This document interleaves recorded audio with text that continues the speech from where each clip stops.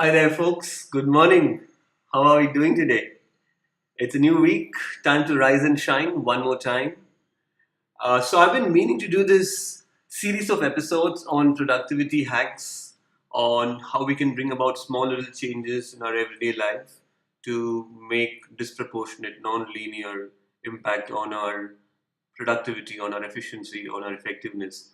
We did a recent series of episodes on meaningful conversations for Hong Kong radio, which is very well received. So, this is another attempt to use this medium to be able to contribute in a meaningful, positive way.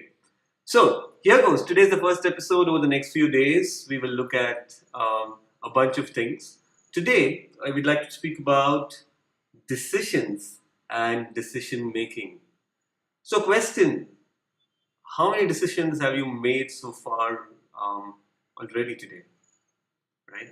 Um, as choices explode in pretty much every area of our life, we are being called upon to make more and more and more decisions, endless decisions, relentless decision making that is happening just as part of living life every day, which is fantastic, which is empowering, and yet here's the deal: all of us are credited, if that's the choice of phrase, all of us are given a limited amount of decision making energy, also known as psychic energy, at the beginning of each day.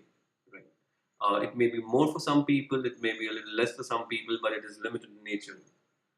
Now, the kicker is that it does not matter where you choose to focus that energy on.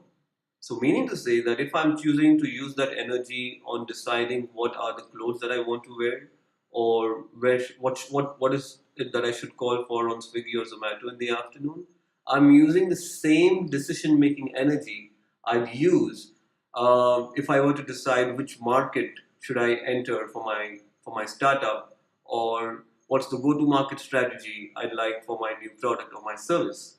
Right? So it doesn't matter what is the decision, the nature of the decision that I make, the energy that I use remains exactly the same. And once I come towards the fag end of using that energy, I start making suboptimal decisions. I experience what can be called as decision making fatigue. There's a lot of science on this, there's a lot of research on this. One case in point is, if you notice, Barack Obama, Mark Zuckerberg, Michael Dell, to name only three people, there are many others.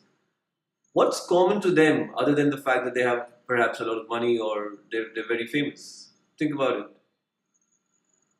What you'd notice is that these three people wear the same clothes every day, right? They have outsourced what to them is one decision that they don't want to make. Similarly, you can outsource, you can choose to outsource what you're eating. You may want to have somebody else decide what should come in front of you for lunch and for dinner. So that you are able to focus your energy on those decisions that are truly meaningful for you, that truly have big consequences for the life that you lead. Right? So the basic idea is that try to limit the number of decisions that you make each day.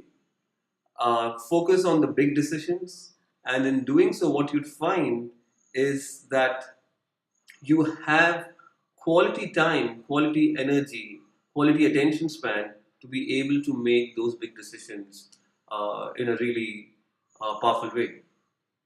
So it is extremely important to outsource a few decisions, right?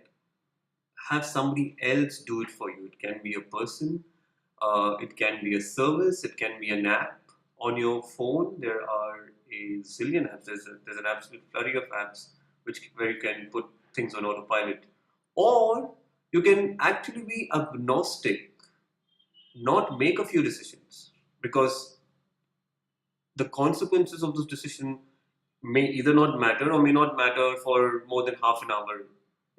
Like if a meal goes bad, a meal goes bad. It's fine. You can have somebody else make the decision. So this is not to say that there are a set of decisions that you should make and a B set of decisions you should put on autopilot. Whatever is important for you, whatever is on priority for you, you make those decisions. The point is that you make a limited number of decisions consciously, right?